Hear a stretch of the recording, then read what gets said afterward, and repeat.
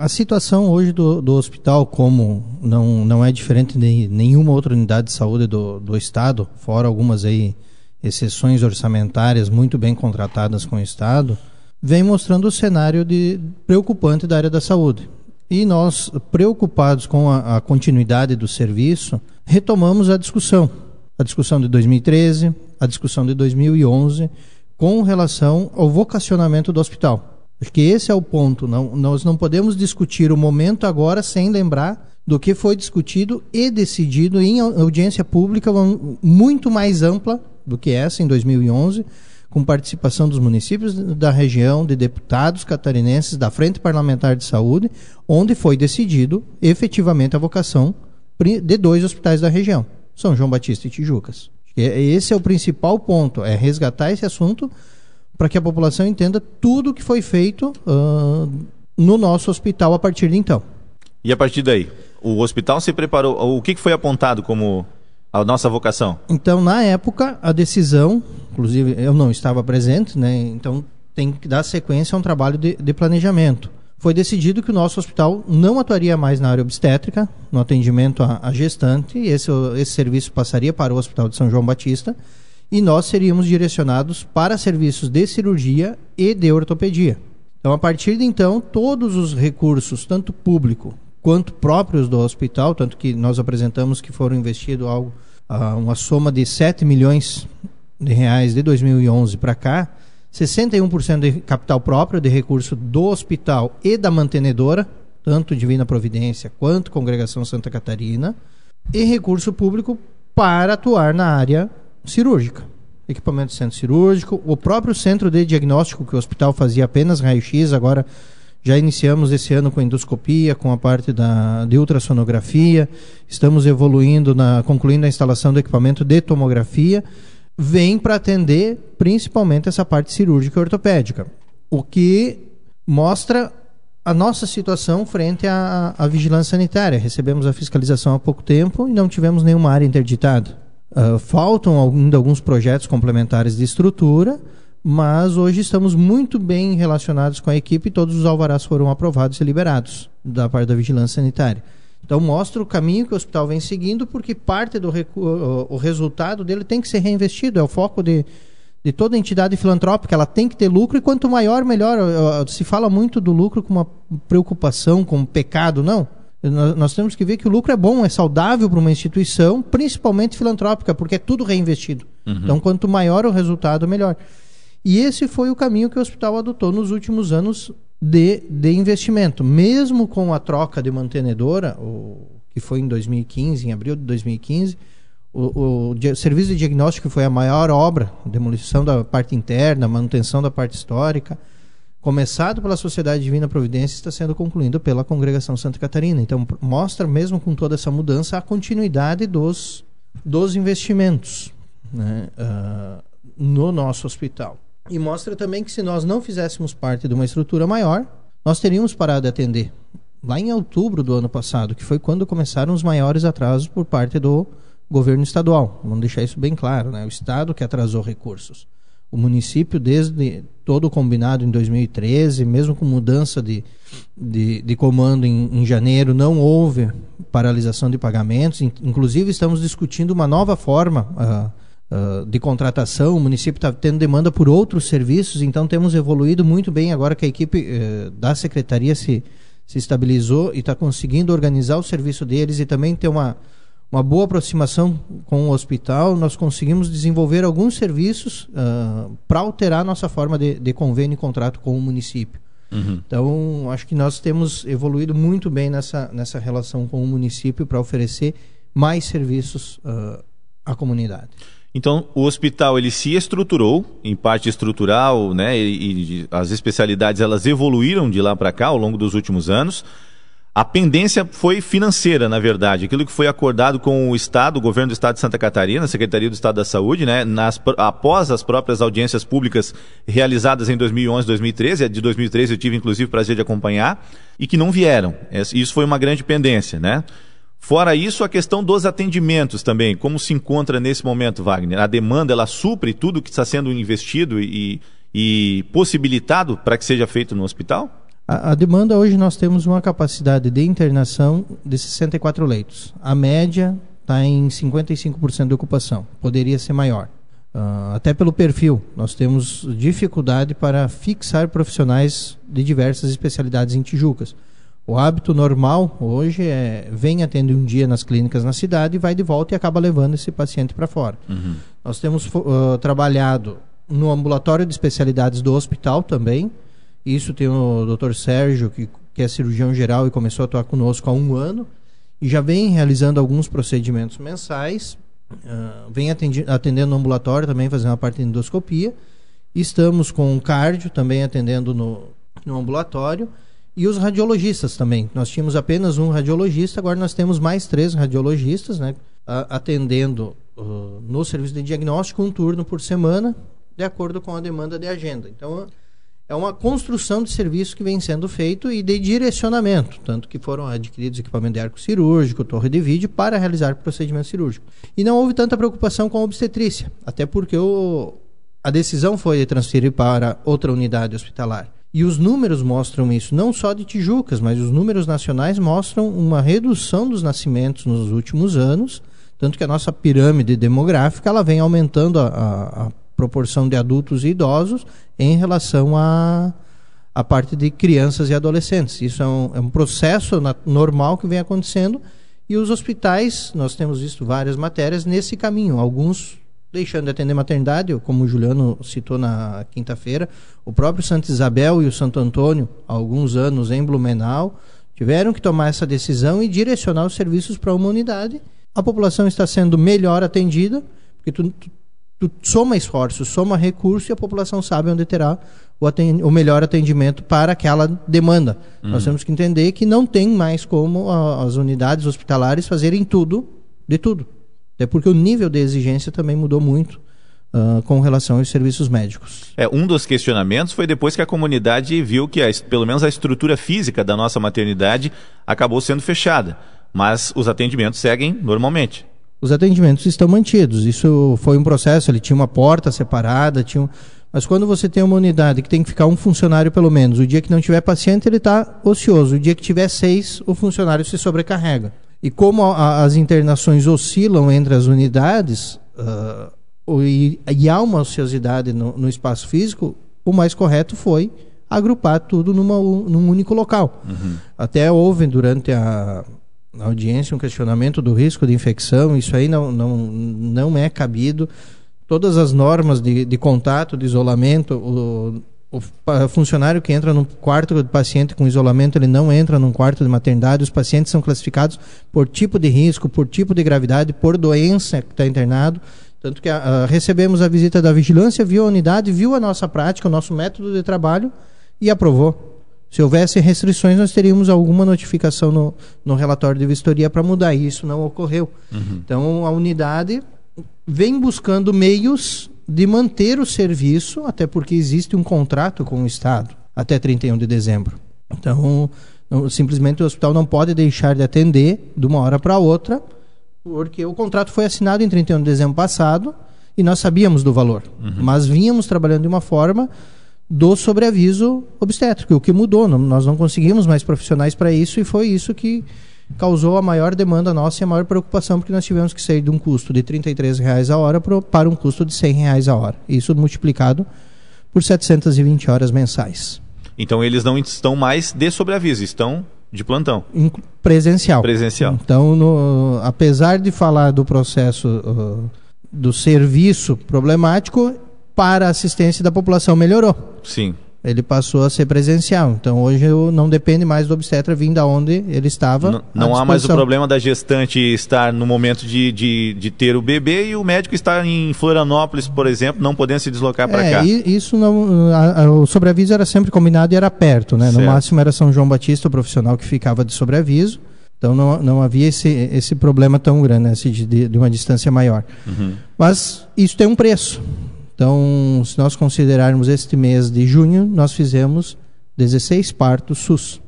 16, menos... Pelo sobreaviso.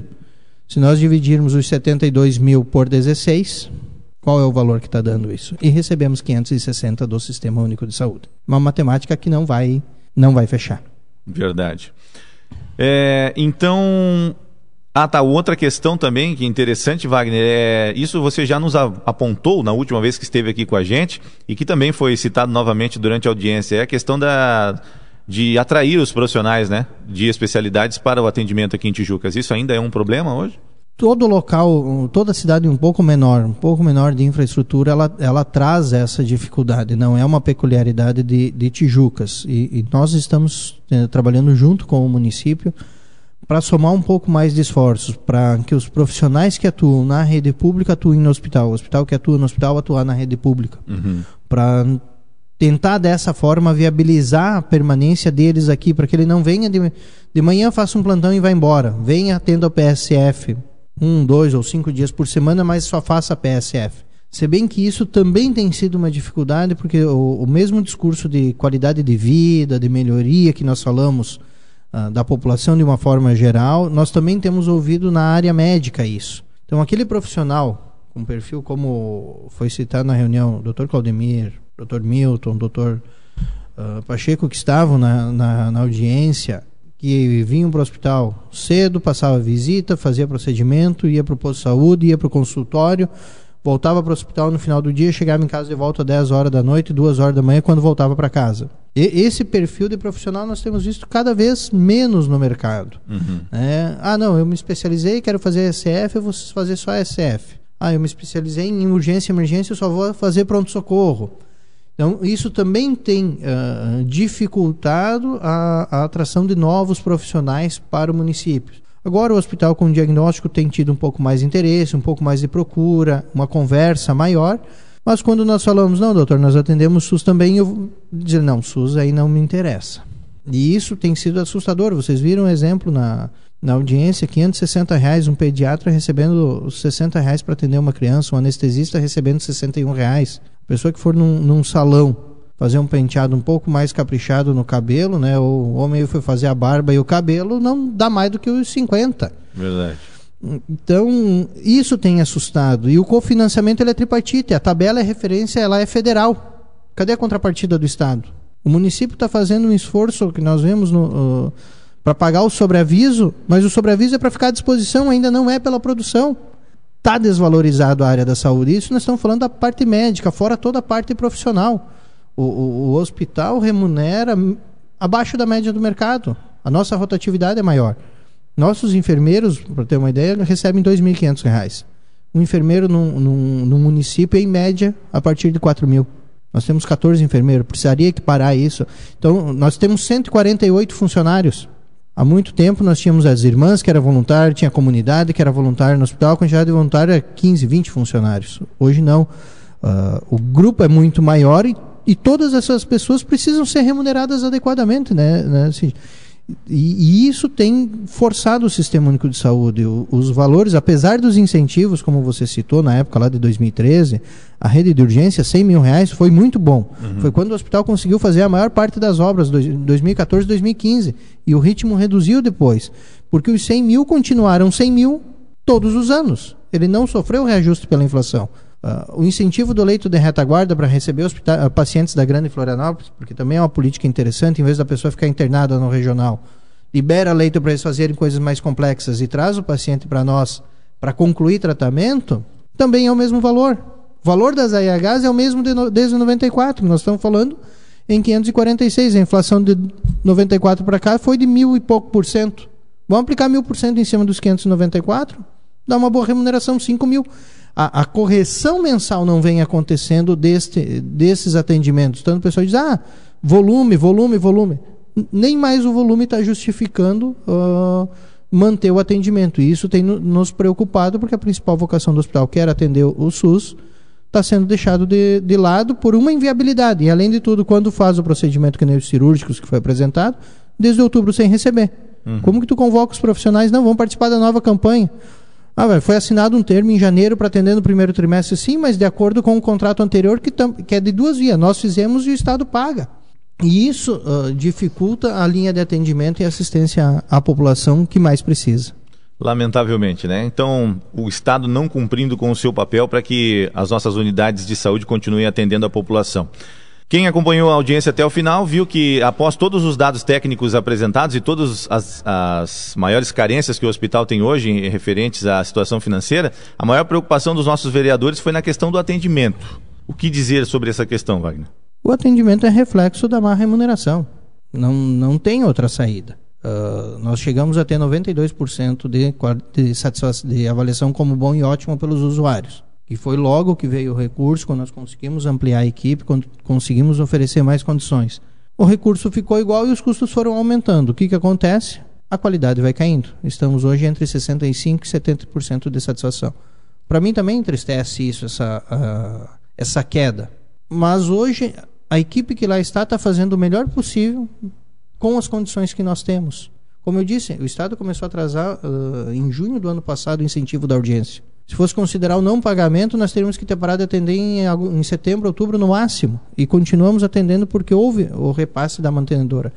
Como competir? Não, você precisa de profissionais melhores. O Hospital Ruth Cardoso paga R$140 a hora, carteira assinada. Nós pagamos 83. Para onde o melhor vai ir? Vai para onde paga mais. Gostaríamos de pagar igual e termos os melhores? Sim. Nos preocupa porque sabemos da insatisfação da população, sabemos que 65% é classificado como não urgente, que é o que nós estamos discutindo com a Secretaria, a reorganização de fluxo entre as unidades, ESF, PA e pronto-socorro. Nós precisamos organizar isso urgentemente para que a população tenha mais claro o que buscar em cada lugar e ter o seu problema resolvido. A pessoa diz, mas eu passei 3 vezes aqui, o médico não resolveu. Ele resolve o momento. O pronto-socorro é emergência. O cara chegou, está com uma dor num local, ele vai resolver e vai dar sequência. Para te tratar disso, tu vai ter que procurar o SF, que é o médico que vai te acompanhar e fazer um diagnóstico a médio e longo prazo. O pronto-socorro ele é um diagnóstico imediato para uma vítima de acidente, de um trauma ou de um mal que tu teve naquele momento. Não de algo... E todos nós sabemos disso, né? Nós procuramos lá, reduziu depois na nossa última conversa, em junho passado, né, 1 ano atrás, sim, exatamente, né, que falamos sobre isso, receita, retirada de ponto, passagem de sonda. Isso houve uma conscientização da população, mas nós precisamos discutir melhor com a Secretaria e já temos um grupo técnico, o Conselho Municipal de Saúde está acompanhando, para que a população tenha mais claro e as unidades possam ter autonomia de dizer, não, o teu caso não é aqui, está aqui o encaminhamento, você vai para o PSF. O PSF entrar em contato e dizer, não, eu estou com um caso aqui mais grave, eu preciso que vocês avaliem, deixem em observação, porque não funciona aqui 24 horas, aí funciona, o pronto-socorro pode dar essa retaguarda. Acho que as equipes precisam conversar mais e isso nós estamos construindo junto à Secretaria de Saúde. Então, me entristece por não poder fazer mais. Nós estamos no limite da nossa capacidade, no limite das nossas condições de trabalho. Funcionário chegar e dizer, não aguento mais, não vale o esforço. E eu entendo que a população está frustrada, mas não é gritando, não é brigando com o meu funcionário, com a nossa equipe lá na porta que vai resolver o problema. Nós precisamos dessa manifestação forte junto ao poder político, junto à CIR, a Comissão Intergestores Regional, que é quem decide. O Marcos esteve lá presente, ele é o representante da Câmara Técnica, que discute a estrutura e as contratações de serviço e a regulação. O Marcos é a pessoa, tanto que ele assumiu o compromisso de montar a comissão para discutir e levar isso ao Estado. Nós temos que lembrar que a população votou para deputado, para senador, para governador. O prefeito está mais perto, é o que mais ouve, que nem nós, mas ele sozinho não faz tudo. Nós precisamos lembrar dos outros entes políticos que são os responsáveis por tomar a decisão. E o Estado de Santa Catarina reconheceu, deve 790 milhões. Pretende deixar as contas em dia em 2019. Então, o que a gente sabe? Que tudo que for ofertado de serviço para o Estado agora, haverá atraso de pagamento, sem multa e sem juros. Lamentavelmente, a saúde está refém da gestão, infelizmente, né, da gestão política nesse momento. Wagner, obrigado pelos seus esclarecimentos, muito importantes para que a nossa comunidade esteja a par do que acontece, sabendo da importância que o Hospital São José e a Maternidade Chiquinha Galorte têm para a nossa comunidade hoje, viu? Obrigado sempre pela sua disponibilidade de vir até aqui, para que a gente repasse isso à comunidade. Agradeço, Sidney. O hospital está sempre à disposição, o que puder esclarecer. Lembrando que nós somos uma entidade privada, prestadores de serviço, como qualquer empresa. Se a empresa não recebe, uma hora ela quebra. A nossa equipe que está lá, estamos trabalhando da melhor forma possível com as condições que nós temos. E lembrando que do recurso que vem nós temos que ter a parte para pessoal, a parte para investimento, a parte para insumos. Gostaríamos de fazer muito mais, mas para isso nós precisamos de uma revisão de forma de financiamento do sistema público de saúde. Sem isso, nós não vamos resolver o problema a médio e longo prazo do sistema de saúde. E a comunidade, nós também ficamos à disposição, pedimos desculpas por algumas falhas que nós temos, mas estamos trabalhando o máximo possível. E agora vamos aguardar, a partir do momento que, da semana, quando o pessoal da CIR, o Marcos, coordenar a comissão e levar a demanda para o Estado, porque também, como foi falado, nós notificamos o Estado do nosso não interesse de manter o serviço obstétrico da forma que está. Então vamos ver o que desenrola. Nós temos prazo aí até 31 de dezembro para que haja uma solução mais adequada para esses serviços. E que se tome uma decisão, né? E que se faça funcionar adequadamente, para que a população tenha acesso. Continue tendo acesso, verdade.